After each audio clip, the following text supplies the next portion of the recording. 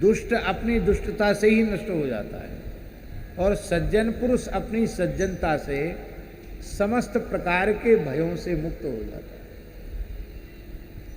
महाराज जी, दुष्ट ने दुष्टता नहीं छोड़ी और साधु ने साधुता छोड़ दी, तो पक्का रंग किसका हुआ?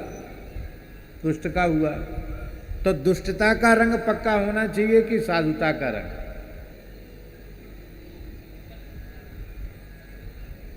जैसे दुष्ट अपनी दुष्टता नहीं छोड़ता, ऐसे ही सज्जन पुरुष को अपनी सज्जनता नहीं छोड़नी चाहिए। दुष्ट ज़्यादा मूल्यवान उनका जीवन नहीं होता। क्यों? क्योंकि जो दूसरों के जीवन को मूल्यवान नहीं समझते, उनका अपना जीवन भी मूल्यवान नहीं होता। जो दूसरों के जीवन को मूल्यवान समझते हैं, उनका अपना जीवन मूल्यवान हो जाता है। हमने वृंदावन में देखा महाराज जी, बड़े बड़े नाम गाम वाले लोग, ब्रजवासी पैदा हुए, उनके नाम से हल्ला गुल्ला मचता था पूरे वृंदावन में। एक था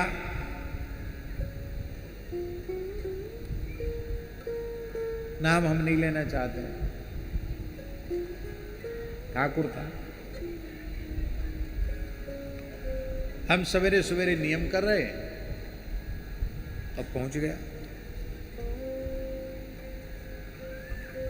कई साल पुरानी बात है।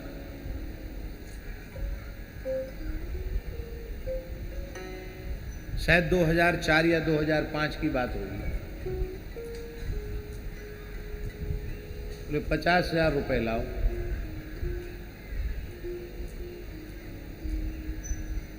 तो हम तो जप कर रहे थे, जब पूरा हुआ हमने कहा किस बात के लिए? बोले बस अमुक ठाकुर किसी से कुछ कहता तो उसको उतना देना ही पड़ता है। हमारा नाम तो, बाबा तेने सुनो मेरो नाम? उनकी हाँ बहुत नाम सुना है, आज आपका दर्शन भी हो गया, अच्छा हुआ। बोले एक ब्राह्मण की लड़की की शादी करानी है तो 50,000 रुपये आपसे चाहिए। वो झूठ बोल रहा था, कोई लड़की उड़की की शादी नहीं। फिर उसने कहा तमाम स्थानों के नाम लिए, मैं उन स्थानों का भी नाम नहीं लेना चाहता। मैं वहाँ गया, वहाँ गया, वहाँ गया। मैं जिससे जितना कह देता हूँ उसको उतना देना पड़ता है।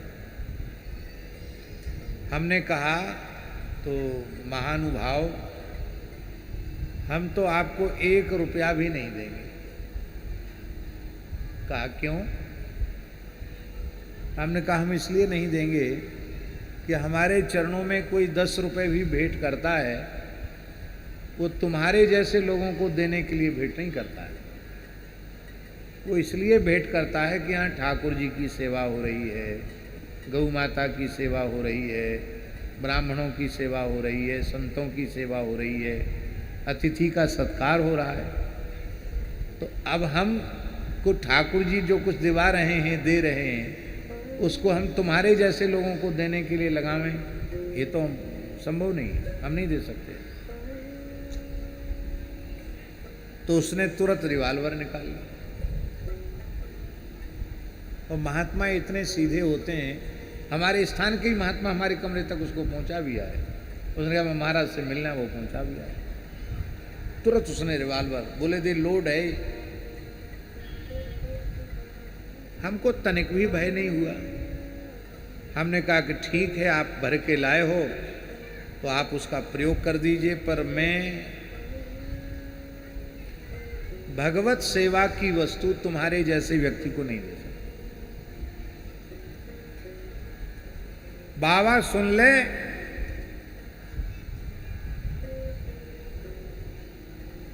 कल तक हमारे घर पहुंचाइए और काऊ के द्वारा, और नहीं तो हम देख लेंगे तुमको। नहीं, कल तक नहीं, आज संध्या तक। आज संध्या तक पहुंचाए आना, और नहीं तो कल हम देख लेंगे। हमने कहा आज देख लो, कल देख लो, जब चाहो तब देख लो, हम देंगे नहीं। वो चला गया। अब लोगों में हल्ला हुआ कि अमुक आया था, वो महाराज से कह के गया, बड़ा हिस्ट्री सीटर है, कितने लोगों को शूट कर दिया उसने। और महाराज तो पता नहीं कैसे हैं। लोगों ने कहा कहीं से व्यवस्था जुटा के पहुंचा दो। मैं हम तो नहीं पहुंचाएंगे। उसी दिन शाम को सवेरे 7-8 बजे हमसे मिल के गया और उसी दिन शाम को 4 बजे गोविंद देव जी के मंदिर के सामने पुलिस ने इनकाउंटर कर दिया, उसको ढेर कर दिया। वो कहता था कल हम देखेंगे, कल आने नहीं दिया राम जी ने, कल नहीं आने दिया। 4 बजे ही 4-5 बजे के बीच में जैसी आ रहा ढेर हो गया। लोग कहने लगे महाराज ने कुछ कर दिया, महाराज ने करवा दिया। हम सच्ची बात बोले हैं, व्यास पीठ पर बैठ के बोल रहे हैं, संतों की सन्निधि में आज तक किसी भी प्राणी के अनिष्ट का मैंने संकल्प नहीं किया, न चाहता हूं। किसी प्राणी का अनिष्ट क्यों चाहूंगा?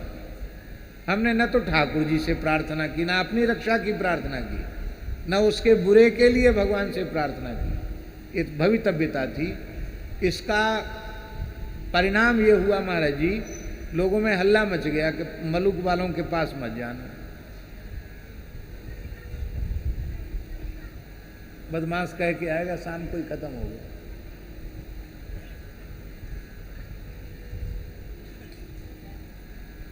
तो अब देखिए, दूसरों का जीवन उसकी दृष्टि में मूल्यवान नहीं था, तो उसका अपना जीवन कैसे चला गया? इसलिए अपनी साधुता, अपनी सज्जनता नहीं छोड़ना। दुष्टों की संख्या भले ही ज्यादा हो, सज्जन कम हो, पर शक्ति सज्जन में अधिक होती है, दुष्ट में नहीं होती है। देखो 32 दांत के बीच में जीव रहती है। ये दांत बड़े कठोर हैं, इतने दुष्टों के बीच में इतनी नरम बिचारी जिह्वा अपना गुजारा कर लेती है। और ये दांत अपनी दुष्टता नहीं छोड़ते, धोखे से जीव दांत के पास आ जाए तुरंत उसको घायल कर देते हैं। फिर ये भी नहीं कहते हैं कि हमसे गलती हो गई, बेचारी जीव कष्ट पाती है।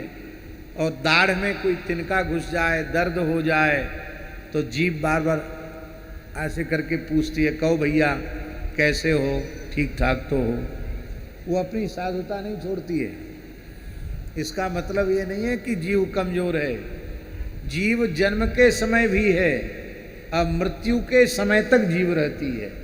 दांत जन्म के समय भी नहीं रहते, और बूढ़े होके मरो तो मरते समय भी दांत नहीं रहते। बीच में आए, बीच में गए, एक बार निकले, फिर टूटे, फिर गिरे, फिर अंत में जब शरीर को आवश्यकता थी तब शरीर का साथ छोड़ के चले गए। दुष्टों का जीवन सुदीर्घ नहीं होता है, सज्जनों का जीवन ही सुदीर्घ होता है।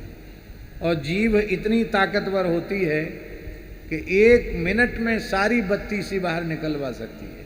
हाँ, किसी मजबूत आदमी को गाली दे दो, अपमान कर दो, इतने घूसा जमाएगा कि सारा जबड़ा बाहर आ जाएगा।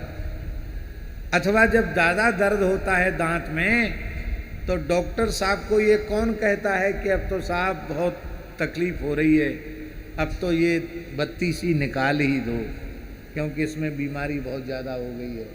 तो दांत निकलवाता कौन है? जीव ही तो निकलवाती है। इसलिए सज्जन की शक्ति बहुत बड़ी होती है, दुष्ट की शक्ति उसके सामने कुछ नहीं है। दुष्ट की शक्ति उसका तामसी बल है, सज्जन की शक्ति उसका आध्यात्मिक बल है। इसलिए सज्जन पुरुष को अपनी सज्जनता, साधुता नहीं छोड़नी चाहिए। ये इतना सुंदर भागवत का वाक्य है, हिंस्रस्व पापेन विहिंसित खलः साधु समत्वेन भयाद विमुच्यते।